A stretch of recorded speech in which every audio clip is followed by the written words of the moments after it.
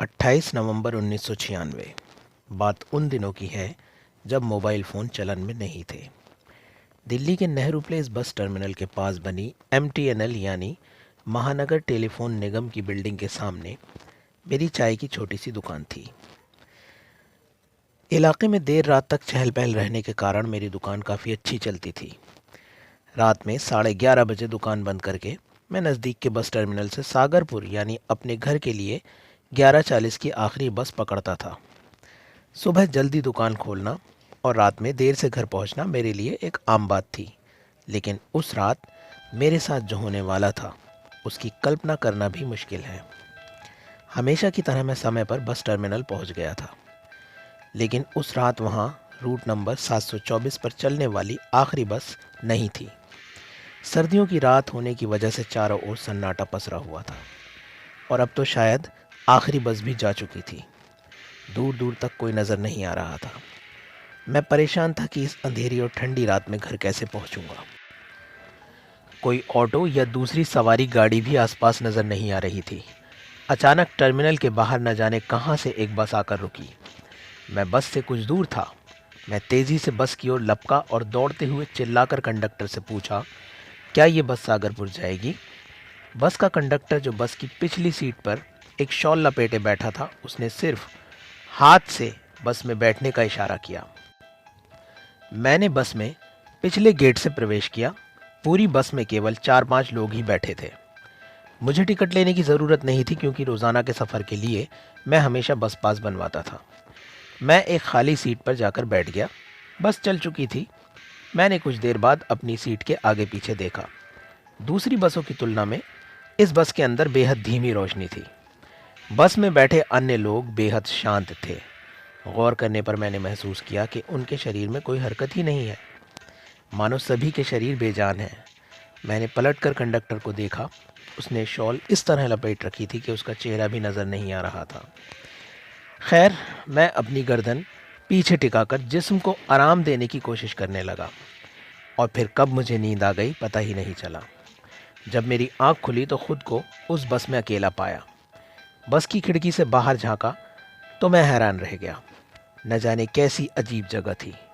सूखे कांटेदार पेड़, झाड़ियाँ, काला आसमान, न पूरा दिन और ना ही रात, और एक दूर जाता वीरान रास्ता। बस से उतरकर मैं रास्ते पर आ गया कि शायद कोई मदद मिल जाए। तभी मुझे दूर से कुछ लोग आते दिखाई दिए। जब वे कुछ पास आए तो पता चला कि वे अपने कंधों पर किसी की लाश लिए मेरी ओर आ रहे हैं। जब वे पास से गुजरने लगे तो अर्थी को कंधा देने की नीयत से मैं उनके साथ चल दिया। सभी लोग एकदम शांत और चुपचाप चल रहे थे।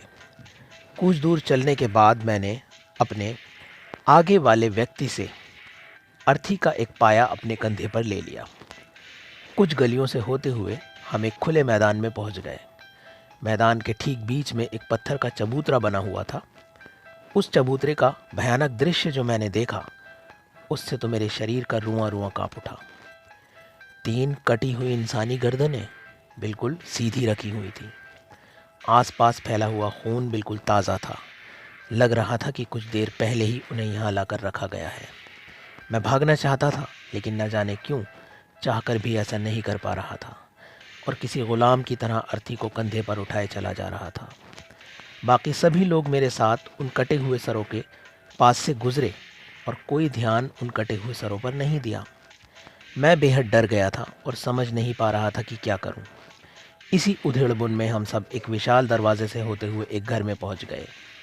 बड़ा सा एक कमरा, मिट्टी की कच्ची ज़मीन, और उसे एक बड़े धारदार चाकू से खोदता वही शख्स जो बस में कंडक्टर की सीट पर बैठा था। सभी लोग उसके सामने जाकर रुक गए। उस शख्स ने चाकू मेरी ओर किया और इशारे से मुझे अपने पास बुलाया। मैं घबरा गया और पलट कर जाने लगा कि तभी मेरे साथ आए दूसरे लोगों ने मुझे मेरे बाजुओं से पकड़ लिया। मैं यहाँ पर एक नेक काम के लिए तुम्हारा साथ देने आया था, मुझे जाने दो। ये कहकर मैंने हाथ छुड़ाना चाहा तो उनमें से एक व्यक्ति बोला, तुम यहाँ आए नहीं हो, लाए गए हो, और यहाँ से किसी की वापसी नहीं होती है। मैंने एक झटका देकर अपना बाजू छुड़ाया और घर से बाहर निकल गया।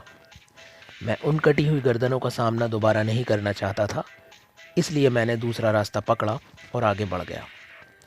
बड़ी अजीब जगह थी वो। कहीं कोई घर या दरवाज़ा नज़र नहीं आ रहा था, सिर्फ दीवारें और बीच से गुजरता हुआ रास्ता। चलते चलते मैं ऊंची ऊंची दीवारों में लगे एक विशाल दरवाजे के सामने पहुंच गया। मुझे लगा कि शायद ये दरवाज़ा मुझे इस दुनिया से बाहर पहुंचा देगा, लेकिन ये सिर्फ मेरा भ्रम था। दरवाजे के भीतर से बेहद खौफनाक चीखने, चिल्लाने और रोने की आवाज़ें आ रही थी। लग रहा था जैसे बहुत सारे इंसानों को जिंदा जलाया जा रहा हो। जलते हुए मांस की बदबू से मेरा सिर चकराने लगा। मैंने सर उठाकर दीवारों के ऊपर देखा। गहरा काला धुआं दीवारों से बाहर निकल कर आ रहा था। मैंने उन चीखों को और ज़्यादा देर बर्दाश्त नहीं कर सकता था, इसलिए वहाँ से भागा। न जाने कहाँ और कैसे मैं फंस गया था। मैं भगवान से प्रार्थना कर रहा था कि ये एक भयानक सपना हो, और ये ख्याल आते ही मैंने अपने हाथ पर एक चिकोटी काटी। नहीं, ये कोई सपना नहीं था। बेतहाशा दौड़ते हुए मैं एक रेतीले मैदान में पहुंच गया, जहां रुककर मैं अपनी उखड़ती हुई सांसों को काबू करने की कोशिश करने लगा और फिर वहीं बैठ गया। मैंने अपनी आंखें बंद कर ली, लेकिन कुछ ही देर बाद मैंने अपने आसपास अजीब सी आवाज़ों को महसूस किया। आंखें खोलकर मैंने सामने का दृश्य देखा और भय की एक लहर मेरे दिमाग में दौड़ गई। रेत की ज़मीन को चीरते हुए पहले एक हाथ और फिर धीरे धीरे पूरा शरीर बाहर आने लगा। जगह जगह से ज़ख्मी और कीड़े मकोड़ों से लिपटा हुआ वे जिस्म देखते ही मेरे शरीर में एक झुरझुरी सी कौंध गई। मेरी हिम्मत अब जवाब दे चुकी थी। मैं अब और नहीं भाग सकता था, और जाता भी तो कहाँ। इस अनजानी दुनिया में चारों तरफ सिर्फ मौत ही नज़र आ रही थी। फिर भी एक आखिरी कोशिश करने के लिए मैंने अपनी बची हुई हिम्मत बटोरी और भागने के लिए पलटा, लेकिन भाग्य को यह मंजूर नहीं था। पूरे मैदान में ये मुर्दे जगह जगह से निकल चुके थे और चारों ओर से मेरी ओर बढ़ रहे थे। मेरा बचकर निकल पाना संभव नहीं था। अब मैंने मौत के आगे घुटने टेक दिए। दोबारा वहीं बैठकर मैंने अपना सर अपने घुटनों के बीच छिपा लिया और अपने निश्चित अंत का इंतज़ार करने लगा। कुछ ही पलों के बाद मेरा हाथ किसी ने पकड़ा। मुझे लगा कि वे मुर्दे मुझ तक पहुंच गए हैं और बस अब जीवन का अंत है कि तभी मेरे कानों में एक आवाज़ गूंजी, उठो और चलो। सर उठाकर मैंने देखा तो सर से लेकर पांव तक सफ़ेद कपड़ों में लिपटा एक शख्स सामने खड़ा था। उसका पूरा चेहरा भी कपड़े से ढका हुआ था, सिर्फ आंखें दिखाई दे रही थी। उसके आते ही सारी लाशें अपनी जगह पर रुक गईं, जैसे सब की सब पत्थर बन गई हों। मैं चुपचाप उस अनजान शख्स के पीछे चल दिया। न जाने क्या जादू था उस इंसान में कि उसके पीछे चलते हुए मेरे कदमों में इतनी रफ्तार आ गई और मैं कहाँ कहाँ से गुजरता हुआ एक चौड़ी सड़क पर पहुँच गया, जहाँ वही बस खड़ी थी जिसमें बैठकर मैं यहाँ तक पहुँचा था। अनजान शख्स ने हाथ से बस की ओर इशारा करते हुए कहा, जाओ, बैठ जाओ। मैं उसकी आज्ञा का पालन करते हुए सीधे जाकर बस में बैठ गया। बस पूरी तरह खाली थी, ड्राइवर भी नहीं था। मैंने खिड़की से बाहर देखा, वे शख्स अब वहाँ नहीं था। तभी बस अपने आप स्टार्ट हुई और एक दिशा में चल दी। बस इतनी रफ्तार में चल रही थी कि बाहर का कुछ भी दिखाई नहीं दे रहा था। तेज़ हवाओं ने मेरी आंखें ऐसी झपकी कि फिर मुझे कुछ होश न रहा। जब मेरी आंख खुली तो खुद को बस की सीट पर पाया, लेकिन ये वो बस नहीं थी जिसमें मैं सवार हुआ था।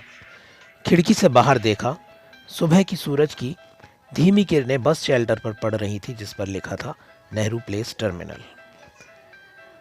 तो दोस्तों, कैसी लगी आपको आज की आप बीती? कमेंट करके हमें ज़रूर बताएं।